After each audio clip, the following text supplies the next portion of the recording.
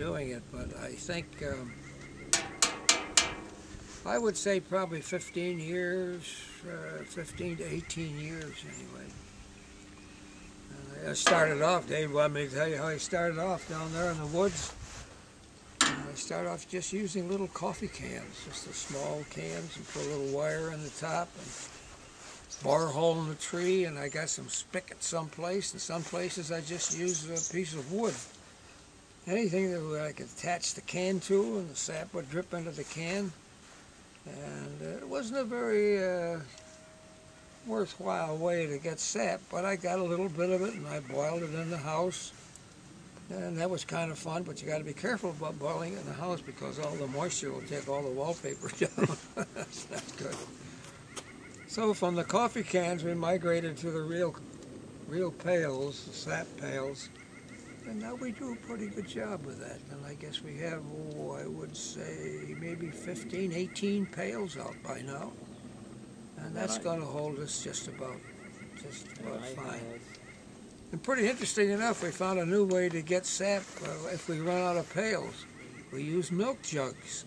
And the technique we have is to heat a spigot and put it into the side of the milk jug, put a hole inside of the milk jug, and then, of course, take the spigot out, and then go to a tree, put the spigot in a tree, and put the milk jug on a tree. And that works fine. So you're going to see some milk jugs on some trees around here. That's how we hang them.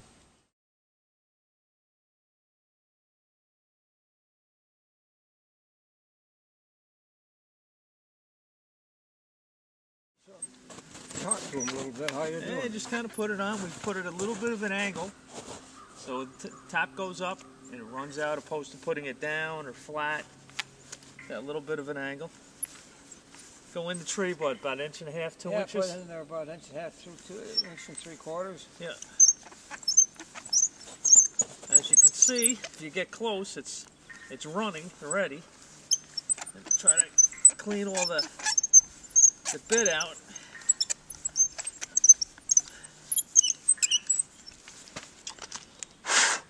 Nice and clear. Okay, now you take a spigot, put it in. Put the spigot the right way here.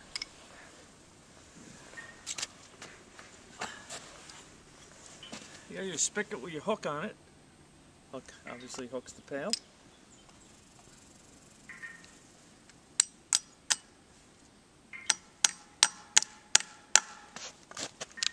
Come over, take your pail. Take the cover off the pail. Now we can get in there. Oh boy. See how she's dripping? Dripping good now too. Yep. That's it. it. See how that hooked works? Up. Dripping good.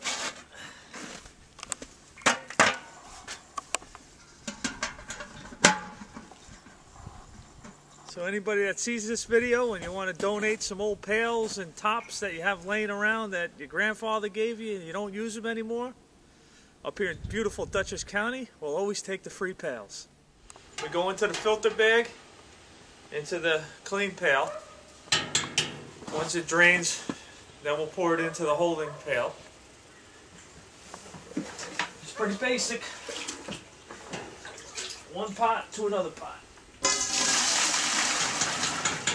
And that's all sap right there. About 40 gallons of sap we started with today.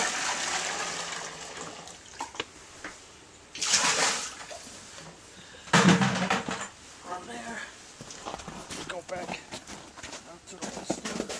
And some people call it mother, but I'm sure there's a very, very good name for it, of which I really don't know. But anyway, you take off the scum that's on the top, because it's all just no good sap, and it's burned and it's curdled. And it smells good though.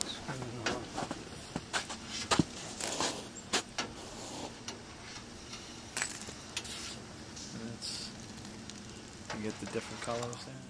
The first run generally is light. You get a light colored sap. And people like that because they like to hold it up and look at it, and you can see the color very clearly and kind of see into the sap. And as the spring progresses and the buds get larger, the sap gets darker. And they grade the sap. And I'm not sure of the grades, but it goes from A to B to C. There's A prime and B prime and so on.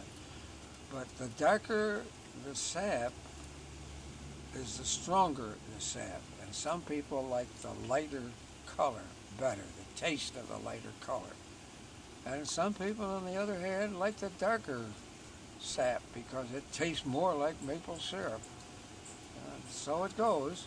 It's like some people like light beer and some people like the lager, the heavy beer and the dark beer. But for me, I just like maple syrup. And I try hard to keep it from burning. But whether it's light or dark, as long as it's not burned, it's great syrup.